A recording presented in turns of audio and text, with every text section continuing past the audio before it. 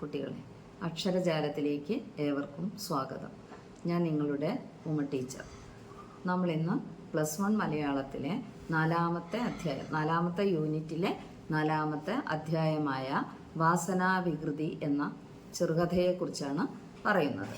അപ്പോൾ വാസനാവികൃതി മലയാളത്തിലെ ആദ്യത്തെ ചെറുകഥയാണ്. ഇപ്പോൾ മലയാളത്തിലെ ആദ്യത്തെ ചെറുകഥയായ ഈ വാസനാവികൃതി വിദ്യാവിനോദിനി എന്ന മാസികയിലാണ് ആദ്യമായിട്ട് അച്ചടിച്ച് വന്നത്. അപ്പോൾ വേങ്ങയിൽ കുഞ്ഞിരാമൻ നായനാരാണ് ഇതിൻ്റെ ഈ കഥയുടെ കഥാകൃത്ത്. അപ്പോൾ മലയാളത്തിലെ ആദ്യ ചെറുകഥയായ വാസനാവികൃതിയുടെ കഥാകാരനെ നമുക്ക് പരിചയപ്പെടാം. വേങ്ങയിൽ കുഞ്ഞിരാമൻ നായനാർ. നിങ്ങളുടെ ടെക്സ്റ്റിൽ പറയുന്ന കാര്യങ്ങൾ എന്തൊക്കെയാണെന്ന് നോക്കാം. പ്രശസ്തനായ പത്രപ്രവർത്തകനും ഉപന്യാസകാരനും ചെറുകഥാകൃത്തുമായിരുന്നു ശ്രീ വേങ്ങയിൽ കുഞ്ഞിരാമൻ നായനാർ. അദ്ദേഹത്തിൻ്റെ തൂലികാനാമങ്ങൾ നോക്കാം. കേസരി, വജ്ര സൂചി, വജ്രബാഹു എന്നീ തൂലികാനാമങ്ങളിൽ അദ്ദേഹം കൃതികൾ പ്രസിദ്ധീകരിച്ചിരുന്നു. അതിലേറ്റവും കൂടുതൽ അദ്ദേഹം അറിയപ്പെടുന്ന വേങ്ങയിൽ കുഞ്ഞിരാമൻ നായനാർ, കേസരി വേങ്ങയിൽ കുഞ്ഞിരാമൻ നായനാർ എന്നാണ് അദ്ദേഹം അറിയപ്പെടുന്നത്. 1860 കണ്ണൂർ ജില്ലയിൽ ജനിച്ചു. 1914 നവംബർ 14 അദ്ദേഹം മരിച്ചത്. വേങ്ങയിൽ കുഞ്ഞിരാമൻ നായരുടെ വാസനാവികൃതി മലയാളത്തിലെ ആദ്യ ചെറുകഥയായി കണക്കാക്കപ്പെടുന്നു. അദ്ദേഹത്തിൻ്റെ മറ്റു പ്രധാന കൃതികൾ ദ്വാരക, മേനോക്കിയെ കൊന്നതാരാണ്, മദിരാശി പിത്തലാട്ടം എന്നിങ്ങനെ ഉള്ള കഥകളാണ് പ്രധാനപ്പെട്ട കഥകൾ. അപ്പോൾ അതിൽ ഈ വേങ്ങയിൽ കുഞ്ഞിരാമൻ നായനാരുടെ വാസനാവികൃതി എന്ന ആദ്യ ചെറുകഥയാണ് നമുക്ക് പഠിക്കാനുള്ളത്. അപ്പോൾ ഈ കഥയിൽ പറയുന്ന കാര്യങ്ങൾ കഥയൊന്ന് നോക്കാം നമുക്ക് ആദ്യം, എന്നിട്ട് അതിൻ്റെ പ്രത്യേകത എന്താണെന്ന് വിലയിരുത്താം. വാസനാവികൃതി. ഈ വാസന എന്ന് പറഞ്ഞാൽ താല്പര്യങ്ങളാണ്, ഓരോ തരത്തിലുള്ള അഭിരുചികൾ. ഇപ്പോൾ ഇവിടെ വാസനയിൽ വികൃതിയാണ്. അപ്പോൾ എന്ന് വെച്ചാൽ അതൊരു നല്ല കാര്യമല്ല. വാസനയിൽ വികൃതിത്തരം കാണിക്കുന്ന അത്തരം വാസനകളുള്ള ഒരു വ്യക്തിയെയാണ് നമ്മൾ ഈ കഥയിൽ പരിചയപ്പെടുന്നത്. സത്യത്തിൽ ഇത് ഒരു കള്ളൻ്റെ കഥയാണ്. ഈ കള്ളൻ്റെ പേര് ഇക്കണ്ടക്കുറുപ്പ് എന്നാണ്. അപ്പോൾ വാസനാവികൃതി എന്ന കഥയിൽ ഈ കള്ളനായ ഈ കഥാപാത്രം തന്നെ നമ്മളോട് കഥ പറയുന്ന രൂപത്തിലാണ് കഥ ആഖ്യാനം ചെയ്തിട്ടുള്ളത്. നമുക്ക് കഥയിലേക്ക് പോകാം. രാജശിക്ഷ അനുഭവിച്ചിട്ടുള്ളതിൽ എന്നെപ്പോലെ ഭാഗ്യഹീനന്മാരായി മറ്റാരും ഉണ്ടായിട്ടില്ല. എന്നുവെച്ചാൽ എന്തോ ഒരു തെറ്റ് ചെയ്തതിന് ശിക്ഷിക്കപ്പെട്ടിട്ട് പുറത്തിറങ്ങിയ ആളാണ്. അപ്പം ശിക്ഷിക്കപ്പെട്ടതിന് ശേഷമുള്ളൊരു വിലയിരുത്തൽ പോലെയാണ്, ശിക്ഷിക്കപ്പെട്ട കാര്യമാണ് പറഞ്ഞുകൊണ്ടാണ് തുടങ്ങുന്നത്. അപ്പോൾ രാജശിക്ഷ അനുഭവിച്ചിട്ടുള്ളതിൽ എന്നെപ്പോലെ ഭാഗ്യഹീനന്മാരായി മറ്റാരും ഉണ്ടായിട്ടില്ല എന്നാണ് കഥയുടെ തുടക്കം. ഭാഗ്യഹീനന്മാർ എന്ന് വെച്ചാൽ ഭാഗ്യം കെട്ടവർ. എന്നേക്കാൾ അധികം ദുഃഖം അനുഭവിച്ചവരും അനുഭവിക്കുന്നവരും ഇല്ലെന്നല്ല ഞാൻ പറയുന്നത്. അപ്പോൾ എന്നേക്കാൾ ദുഃഖം അനുഭവിക്കുന്നവരോ അനുഭവിക്കാത്തവരോ എന്നുള്ള അനുഭവിക്കുന്നവരും അല്ലെങ്കിൽ അധികം ദുഃഖം അനുഭവിച്ചവരും അനുഭവിക്കുന്നവരും ഇല്ല എന്ന് ഞാൻ പറയുന്നില്ല. എങ്കിലും എന്നാൽ എന്നെപ്പോലെ വിഡ്ഢിത്തം പ്രവർത്തിച്ച് ശിക്ഷായോഗ്യന്മാരായി വന്നിട്ടുള്ളവർ ചുരുക്കമായിരിക്കും. അപ്പോൾ അതാണ് അദ്ദേഹത്തിൻ്റെ സങ്കടം. തന്നെ പോലെ ഈ വിഡ്ഢിത്തം പ്രവർത്തിച്ച് ശിക്ഷായോഗ്യന്മാരെ വന്നിട്ടുള്ളവർ ചുരുക്കമായിരിക്കും എന്നാണ് പറയണത്. അപ്പോൾ താൻ ചെയ്തൊരു വിഡ്ഢിത്തത്തിൻ്റെ ഫലമാണ് തനിക്ക് കിട്ടിയ ശിക്ഷ എന്നാണ് അദ്ദേഹം പറയാൻ പോകുന്നതെന്ന് നമുക്ക് അതിൽ നിന്ന് മനസ്സിലാക്കാം, മുഖവരിയിൽ നിന്ന് മനസ്സിലാക്കാം. അതാണ് എനിക്ക് സങ്കടം. ദൈവം വരുത്തുന്ന ആപത്തുകളെ അനുഭവിക്കുന്നതിൽ അപമാനമില്ല. അധികം ബുദ്ധിയുള്ള പോലീസ് ഉദ്യോഗസ്ഥന്മാരാൽ തോൽപ്പിക്കപ്പെടുന്നതും സഹിക്കാവുന്ന സങ്കടമാണ്. താൻ തന്നെ ആപത്തിനുള്ള വല കെട്ടി ആ വലയിൽ ചെന്നു ചാടുന്നത് ദുസ്സഹമായിട്ടുള്ളതല്ല എന്നു മാത്രമല്ല, കുടുങ്ങുന്ന ഒരു കെണിയാണെന്ന് ബുദ്ധിമാന്മാരായ കുട്ടികൾക്ക് കൂടി അറിയാവുന്നതിനാൽ പിന്നെയുണ്ടാകുന്ന സങ്കടത്തിന് ഒരതിരും ഇല്ല. ഇതാണ് അവമാനം അവമാനം എന്ന് പറയുന്നത്. എന്ന് വെച്ചാൽ തനിക്ക് സംഭവിച്ച ഒരു വിഡ്ഢിത്തത്തിൻ്റെ കഥയാണ് അദ്ദേഹം നമ്മളോട് പറയുന്നത്. തനിക്ക് സംഭവിച്ച വിഡ്ഢിത്തം എന്താണെന്ന് ഇതിലെ കഥാപാത്രമാണ് പറയുന്നത്. കഥാപാത്രത്തിന്റെ പേര് എന്താണെന്ന് വഴിയെ നമുക്ക് അറിയാം. ഞാൻ നേരത്തെ പറഞ്ഞിട്ടുണ്ട് കഥാപാത്രത്തിന്റെ പേര് ഇക്കണ്ടക്കുറുപ്പ് എന്നാണ് ഈ കഥാപാത്രത്തിന്റെ പേര്. ഇനി അദ്ദേഹം തന്നെ പരിചയപ്പെടുത്തുകയാണ്. എൻ്റെ വീട് കൊച്ചി ശീമയിലാണ്. കാടരികായിട്ടുള്ള ഒരു സ്ഥലമാണെന്ന് മാത്രമേ ഇവിടെ പറയാൻ വിചാരിക്കുന്നുള്ളൂ. ഒരു തറവാട്ടിൽ ഒരു താവഴിക്കാർ കറുത്തതും വേറൊരു താവഴിക്കാർ വെളുത്തും കണ്ടിട്ടുള്ള അനുഭവം നിങ്ങൾക്കുണ്ടായിരിക്കണം. എൻ്റെ തറവാട്ടിലും ഇതുപോലെയാണ്. എന്നാൽ നിറഭേദമുള്ളത് ദേഹത്തിനല്ല, മര്യാദയ്ക്കാണ്. എല്ലാ കാലത്തും ഒരു വകക്കാര് മര്യാദക്കാരും മറ്റേ വകക്കാര് അമര്യാദക്കാരും ആയിട്ടാണ് കാണുന്നത്. അപ്പോൾ തൻ്റെ താവഴിയിൽ അല്ലെങ്കിൽ എന്താ പറയുക തറവാട്ടിലെ ആ രണ്ട് വിഭാഗങ്ങളെ കുറിച്ചാണ് പറഞ്ഞത്. ഒരു വിഭാഗം കറുത്തിട്ടോ ഒരു വിഭാഗം വെളുത്തിട്ടോ എന്ന് പറയുന്ന പോലെ ഒരു വിഭാഗം മര്യാദയുള്ളവരും ഒരു വിഭാഗം മര്യാദ ഇല്ലാത്തവരും ആയിട്ടാണ് ആ മര്യാദക്കാരുമായിട്ടാണ് കാണുന്നത്. ഈ വേർതിരിവ് ഇന്നും ഇന്നലെയും ആയി തുടങ്ങിയതല്ല, കാരണവന്മാരുടെ കാലത്തെ ഉള്ളതാണ്. ആ മര്യാദ താവഴിയിലാണ് എൻ്റെ ജനനം. അതാണ് ആ മര്യാദ താവഴിയിലാണ് എൻ്റെ ജനനം.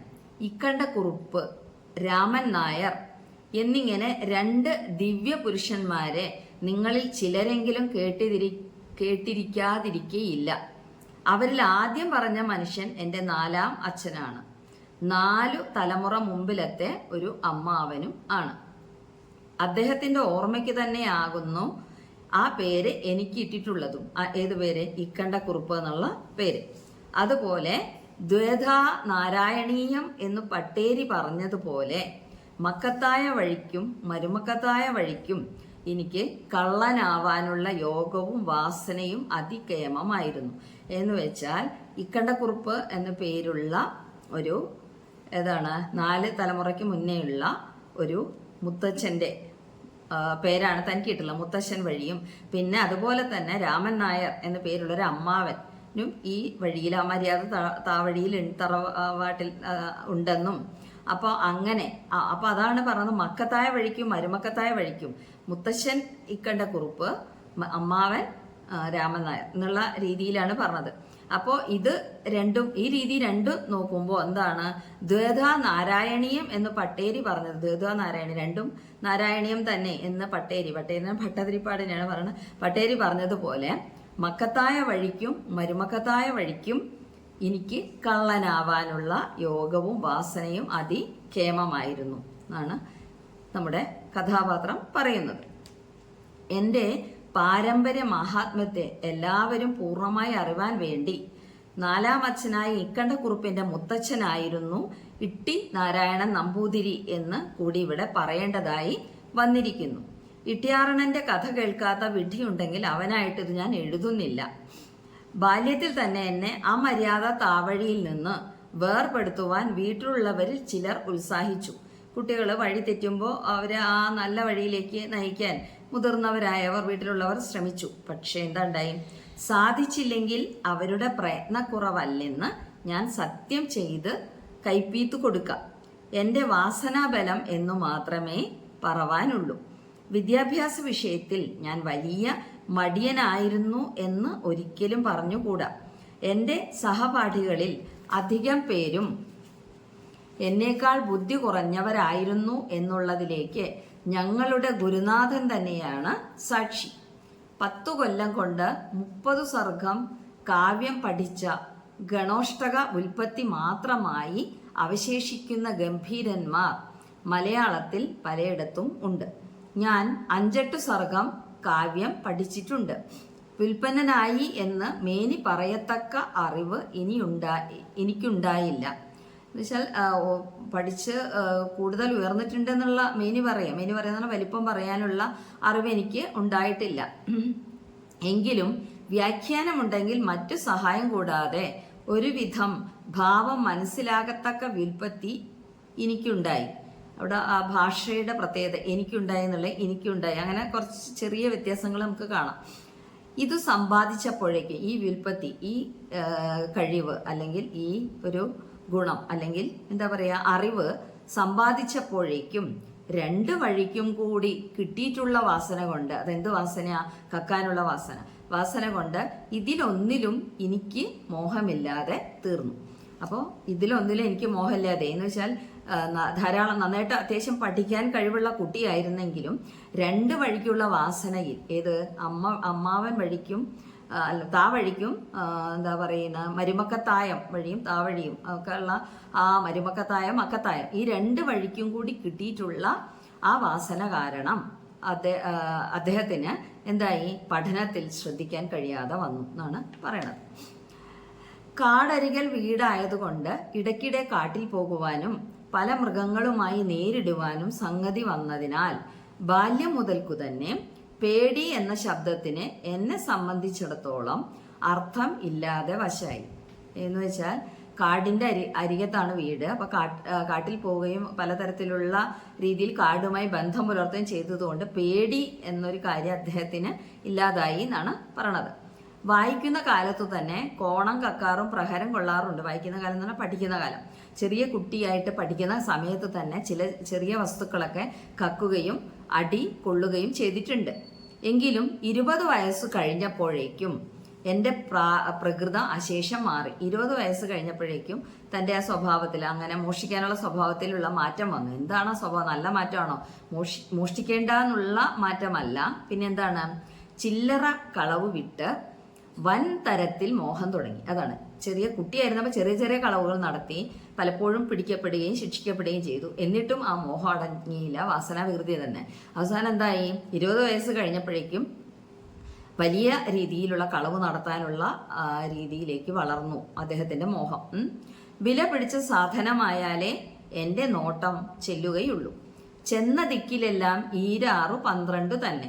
ചില ചൊല്ലുകൾ ഇവിടെയൊക്കെ ഉപയോഗിക്കുന്നു. നേരത്തെ ദ്വൈത നാരായണീയം എന്ന് പട്ടേരി പറഞ്ഞതുപോലെ എന്ന് പറഞ്ഞ പോലെ തന്നെ ഇവിടെ എന്താണ്?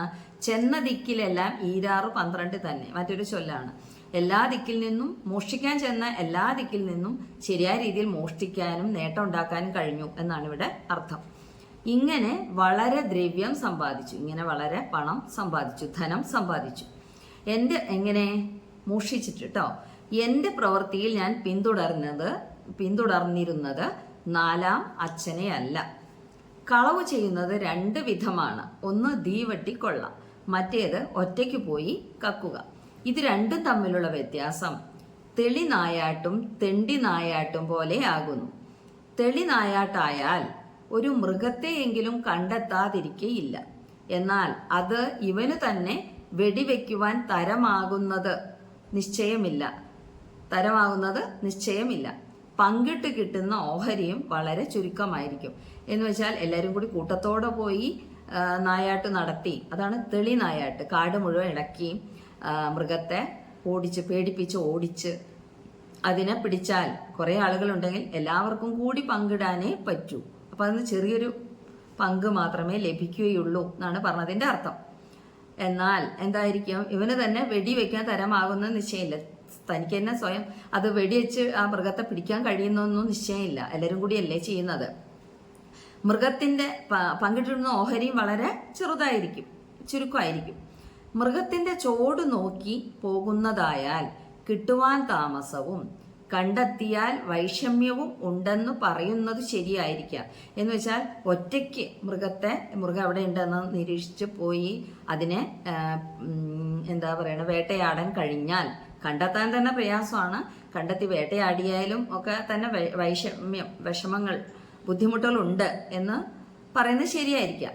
എന്നാൽ അസ്വാധീനത്തിങ്കിലും വൈഷമ്യത്തിലും അല്ലേ രസം? അങ്ങനെ കഷ്ടപ്പെട്ട് നേടുന്നതല്ലേ രസം? കണ്ടെത്തി കിട്ടിയാൽ പ്രയോഗത്തിന് പങ്കുകാരില്ല. അതാണ് അവിടുത്തെ പ്രത്യേകത. തെണ്ടി നടന്ന് ഒറ്റയ്ക്ക് പോയി നായാട്ട് നടത്തി മൃഗത്തെ കണ്ടെത്തി അതിനെ കൊന്ന് പങ്കുവെക്കാൻ ആരും ഇല്ലാത്തതിനാൽ സ്വയം തന്നെ എടുക്കാം. അപ്പൊ അതാണ് എന്ത് പറഞ്ഞ, കണ്ടെത്തി കിട്ടിയാൽ പ്രയോഗത്തിന് ആരില്ല, പങ്കുകാരില്ല. അതുകൊണ്ട് ഒറ്റയ്ക്കുള്ളതായിരിക്കുകയാണ് നല്ലത് എന്ന് എനിക്ക് തോന്നി. അപ്പൊ അതുകൊണ്ട് എന്താണ് നായാട്ടിന് പോകുമ്പോൾ വേട്ടയാടി കിട്ടുന്ന മൃഗത്തെ പങ്കുവെക്കണം, അല്ല ഒറ്റയ്ക്ക് പോയി വേട്ടയാടിയാൽ പങ്കുവെക്കണ്ട എന്ന് പറഞ്ഞിട്ട് നമ്മളോട് ഇവിടെ എന്താ പറയണത്? അതുപോലെയാണ് കളവിന്റെ കാര്യവും. കൂട്ടത്തോടെ കളവ് നടത്തിയാൽ അത് പങ്കുവെക്കപ്പെടേണ്ടി വരും. ഒറ്റയ്ക്ക് പോയി കളവ് നടത്തിയാൽ അതിൽ പങ്കാളികളില്ലല്ലോ, അപ്പൊ പങ്കുവെക്കേണ്ട എന്നാണ് പറഞ്ഞത്. അപ്പൊ ആ ഒരു രീതിയാണ് താൻ കൈക്കൊണ്ടത് എന്നാണ് ഈ കണ്ടക്കുറിപ്പ് ഇവിടെ എന്ത് ചെയ്യുന്നത്, സൂചിപ്പിച്ചത്. അപ്പോ എന്താ പറഞ്ഞത്? അതുകൊണ്ട് ഒറ്റയ്ക്കുള്ളതായിരിക്കുകയാണ് നല്ലതെന്ന് എനിക്ക് തോന്നി. നാലാമച്ഛൻ ഈ അഭിപ്രായക്കാരനായിരുന്നില്ല. അതാണ് നേരത്തെ പറഞ്ഞത്, ഞാൻ നാലാമച്ഛന്റെ അഭിപ്രായം അല്ല സ്വീകരിച്ചത് എന്ന് പറഞ്ഞത്. അദ്ദേഹം പ്രാചീനൻ തന്നെ, ഞാൻ നവീനനും. അപ്പൊ അദ്ദേഹം പ്രാചീനനാണ്, തീരെ പ്രാകൃതനാണ്, തീരെ പരിഷ്കാരമില്ല. എന്നാൽ ഞാൻ നവീനനാണ്, ഞാൻ നല്ല രീതിയിൽ പുതിയ രീതി ചിന്തിക്കുകയാണ്. അപ്പൊ അതുകൊണ്ടാണ് ഞാൻ എന്ത് ചെയ്യുന്നത്, ഒറ്റയ്ക്ക് പോയി മോഷ്ടിക്കാൻ തീരുമാനിച്ചത് എന്ന്. എന്നാൽ ഇട്ടിയാറണ്ണൻ മുത്തശ്ശൻ തീരുമാനിച്ചുകൊണ്ട് എൻ്റെ മതക്കാരനായിരുന്നു, എന്നുവെച്ചാൽ എൻ്റെ അഭിപ്രായക്കാരനായിരുന്നു. ഒറ്റയ്ക്ക് പോയിട്ട് മോഷ്ടിക്കുന്നതിനോടായിരുന്നു അദ്ദേഹത്തിനും താല്പര്യം എന്നാണ് ഇവിടെ സൂചിപ്പിക്കുന്നത്.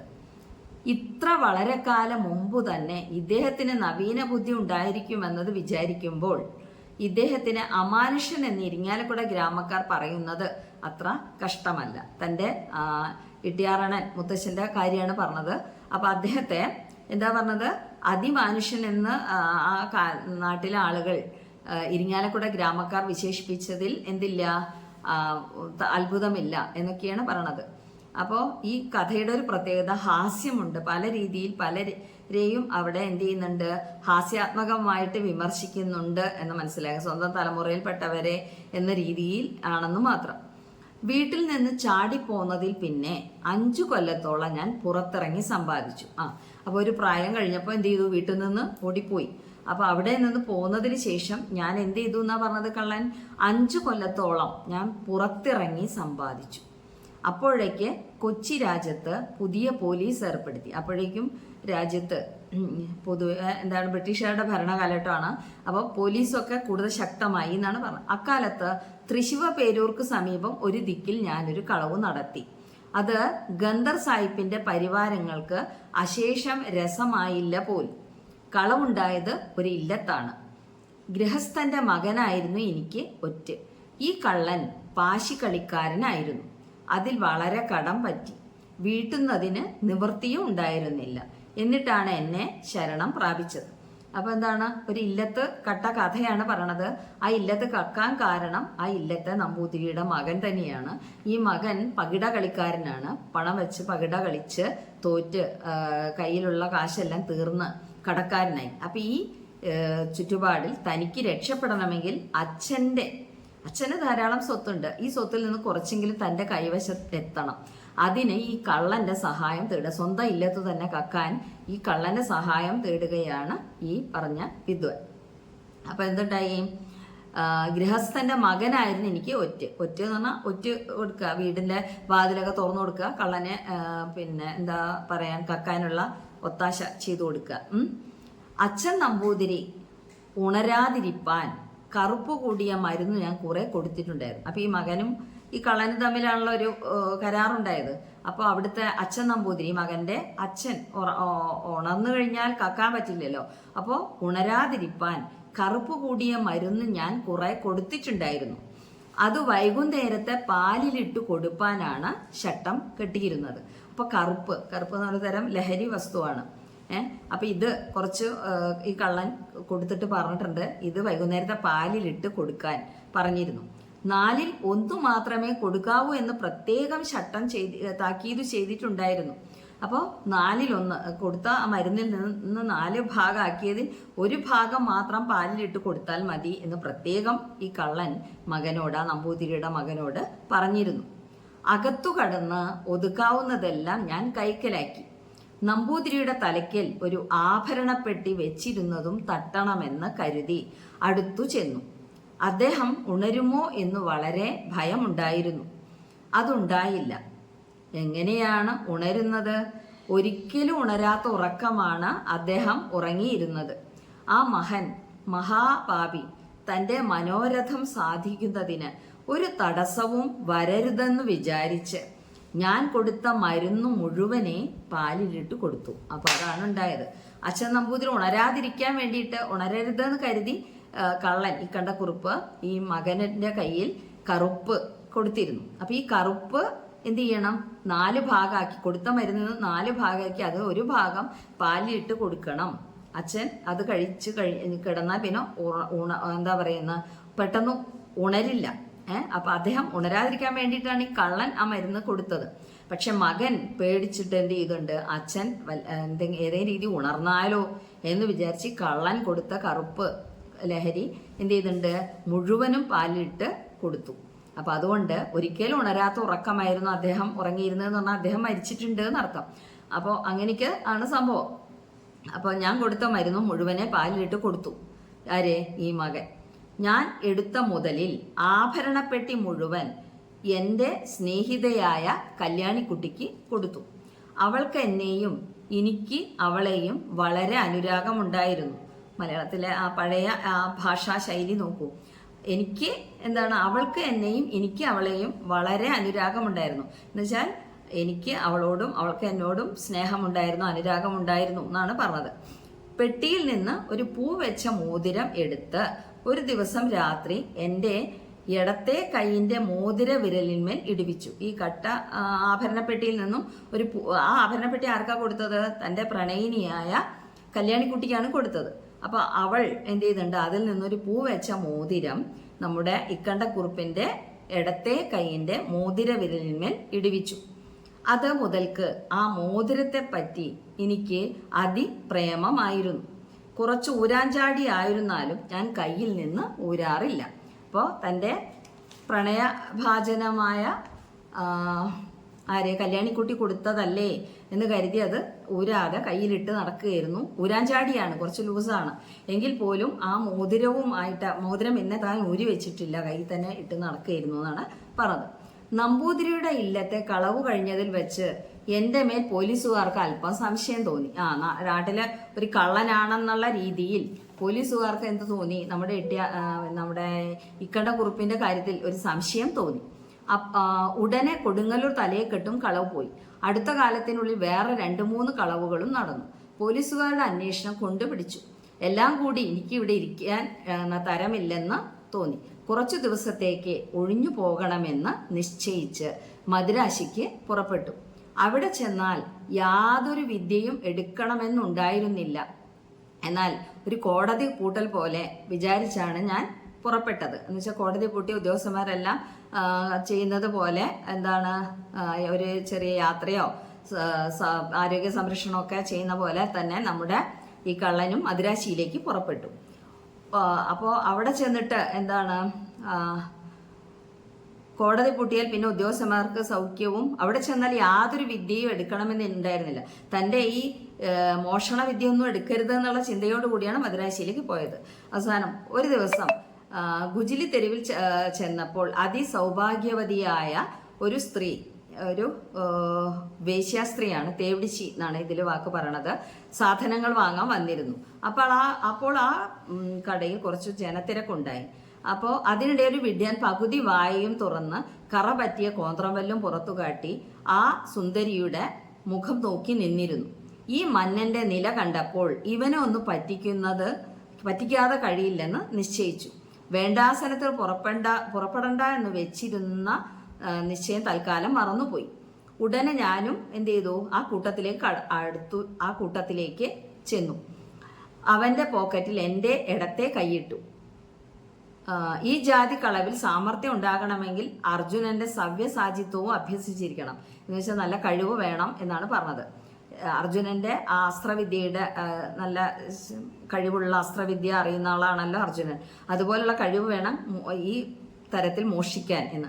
2 കൈകൊണ്ട് ഒരുപോലെ പ്രയോഗിക്കാൻ സാമർഥ്യം ഇല്ലാഞ്ഞാൽ പലതരങ്ങളും തെറ്റിപ്പോകുവാൻ ഇടയുണ്ട്. പോക്കറ്റിൽ നിന്ന് കിട്ടിയ വസ്തു, അതൊരു നോട്ട് പുസ്തകം എടുത്ത് ഞാൻ വലത്തോട്ട് മാറി മടങ്ങിപ്പോരുകയും ചെയ്തു. ഭക്ഷണം കഴിഞ്ഞ് രാത്രി കിടന്നുറങ്ങുമ്പോൾ കല്യാണിക്കുട്ടിയെ സ്വപ്നം കണ്ട് ഞെട്ടി ഉണർന്നു. ഏകസംബന്ധി ജ്ഞാനമപര സംബന്ധി സ്മാരകം. ഏക സംബന്ധി ജ്ഞാനം അപര സംബന്ധി സ്മാരകം.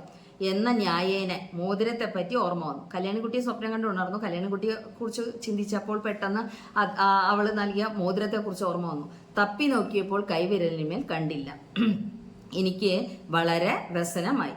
എവിടെ പോയിരിക്കാമെന്ന് വളരെ ആലോചിച്ചു. ഒരു തുമ്പും ഉണ്ടായില്ല.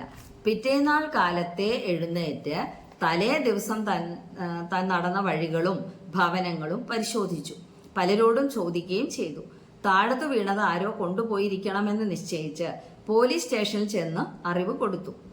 വല്ല വിധേനയും അവരുടെ കൈവശത്തിൽ വരുവാൻ സംഗതി ഉണ്ടെന്നു കരുതിയാണ് ആ കഥയില്ലായ്മ പ്രവർത്തിച്ചത്.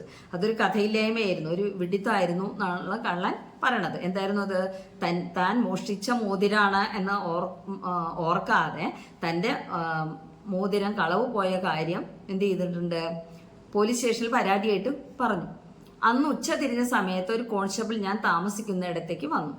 അയാളെ കണ്ടപ്പോൾ തന്നെ എൻ്റെ മോതിരം കിട്ടിയെന്ന് എനിക്ക് തോന്നി. മടക്കി തരുവാനുള്ള മടി കണ്ടപ്പോൾ വല്ല സമ്മാനവും കിട്ടണമെന്നാണെന്ന് വിചാരിച്ച് ഞാൻ 5 ഉറുപ്പിക കയ്യിലെടുത്തു. ഈ മോതിരം എൻ്റെ കയ്യിൽ വന്നത് എങ്ങനെയാണെന്ന് നിങ്ങൾക്ക് മനസ്സിലായോ എന്ന് ചോദിച്ചപ്പോൾ ഞാൻ അറിയാതെ സ്തംഭാകാരമായിട്ട് നിന്നു. എനിക്ക് ഓർമ്മ വന്നപ്പോൾ കൈവിലങ്ങും വെച്ച് ദേഹപരിശോധന കഴിച്ച് പോക്കറ്റിൽ നിന്ന് നോട്ട് പുസ്തകം എടുത്ത് മേശപ്പുറത്തു തന്നെ വെച്ചിരുന്നു.